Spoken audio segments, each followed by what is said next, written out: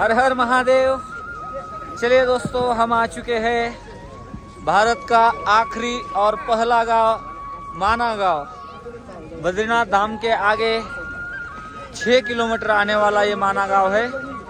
दिखाते हैं आपको यहाँ के सभी दर्शन, व्यास गुफा, सरस्वती माता का उगम स्थल।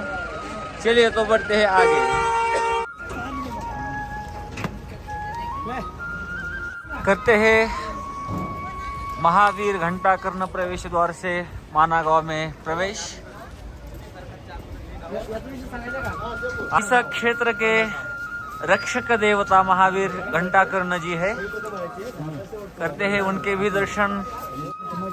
माना गांव आने के बाद सभी श्रद्धालुओं से एक निवेदन रहेगा कि यहाँ के जो स्थानीय कलाकार है उन्होंने बनाए हुए वस्तुओं का लाभ अवश्य ले, ताकि उनकी हस्तकला जीवित रहे और उन्हें इस क्षेत्र में प्रोत्साहन मिले। हम लोग घंटा कर्ण जी मंदिर आ चुके हैं, लेकिन अभी यहाँ के कपाट खुले नहीं है। 10-12 दिन बाद यहाँ के मंदिर के कपाट खुलेंगे। चलिए बढ़ते हैं माना गांव का ये सुंदर परिसर, यहाँ के किसानों के ये छोटे छोटे खेत।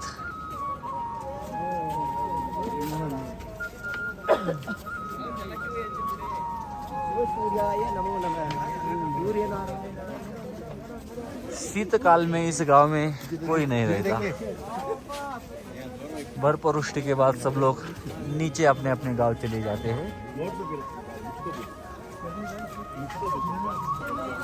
आगे बढ़ते हुए माँ सरस्वती और अलकनंदा माता का संगम यहाँ से दिखाई देता है।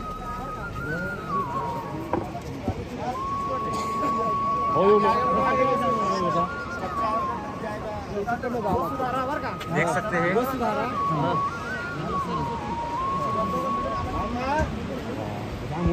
हैं आप, यहाँ पर माँ सरस्वती बहते हुए आती है। संगम माना गाँव और उस साइड से वसुधारा, ये दोनों मिलके जहाँ संगम बनता है वो है अलकनंदा संगम। माना गांव का ये अलकनंदा संगम व्यू पॉइंट। माना गांव से बहते हुए आगे बढ़ने वाली है माँ सरस्वती, जो 1 किलोमीटर से भी कम का अंतर पार करके आगे आके मिल जाती है वसुधारा को। वसुधारा और माँ सरस्वती, ये दोनों का संगम जहाँ पर होता है उस संगम पे निर्माण होती है माँ अलकनंदा। आ चुके हैं हम सभी लोग माँ सरस्वती के उगम स्थल। दिखाते हैं आपको एकमात्र स्थान जहाँ पर माँ सरस्वती का दर्शन होता है, और 5 पांडव जहाँ से सतपंथ के लिए आगे बढ़े थे वही ये स्थान है। चलते हुए अब भीम पुल आएगा और वहीं से होते हैं माँ सरस्वती के दर्शन। किए पांडव जहाँ से सतपंथ के लिए निकले थे यही वो स्थान है। भीम पुल से आगे देखिए, ये प्रतीकात्मक उनका मूर्तियों का स्वरूप दिखाया गया है। सरस्वती माता की जय हो। माँ सरस्वती का ये स्थल देख सकते हैं, यहीं से माँ सरस्वती के दर्शन होते हैं। और माँ सरस्वती का मंदिर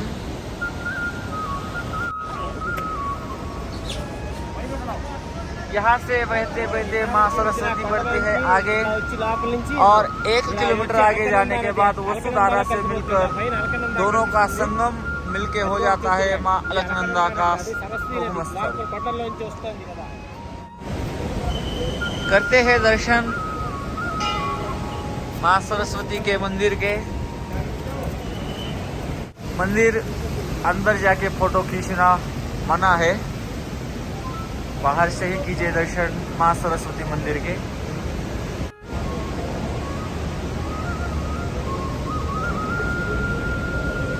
सुंदर सा बनाया हुआ है भगवान पंडरीश परमात्मा, भगवान ज्ञानोबा जगद्गुरु चकोबरा आदि सभी के दर्शन अंदर होते हैं। माँ सरस्वती उगम स्थल के दर्शन हो चुके हैं। यहीं पर भगवान पंडरीश परमात्मा माँ सरस्वती के मंदिर का निर्माण कराया गया है, जहाँ में जिसमें भगवान ज्ञानोबराय जगतगुरु तुकोबराय की मूर्तियाँ भी है। देख सकते हैं हमारे पीछे माँ सरस्वती अपनी तेज धारा से नीचे आती हुई।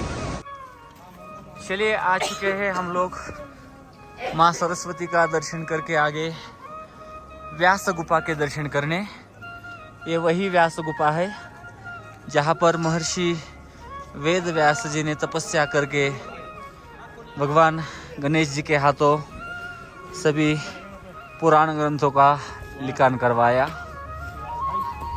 चलिए बढ़ते हैं व्यास गुफा की ओर। बद्री विशालम सततम नमामि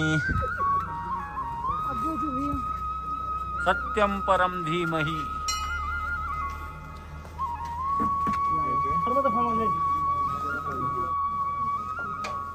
नारायणं नमस्कृत्य नरं चैव नरोत्तमं देवीं सरस्वतीं व्यासं ततो जयमुदीरयेत्।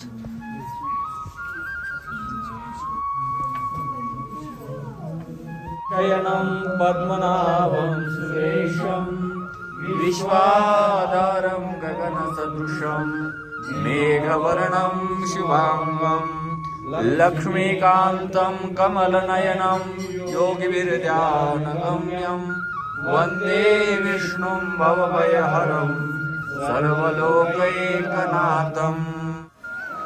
माना गांव स्थित भगवान श्री गणेश गुफा के दर्शन। ओम गण गणपतये नमः। वक्रतुंड महाकाय सूर्यकोटि समप्रभ निर्विघ्नं कुरु मे देव सर्वकार्येषु सर्वदा। ओम नमस्ते गणनाथाय गणानां पतये नमः। गणपति बप्पा मोरया। भगवान बद्री विशाल की कृपा से और भगवान भोलेनाथ की कृपा से हमारी यात्रा संपन्न हुई। हमारे पूज्य सिया जी के संग में उनके ही नियोजन से ये सब कुछ हो पाया है। अब आगे की यात्रा 15 दिन बाद कैलाश मानसरोवर की यात्रा है।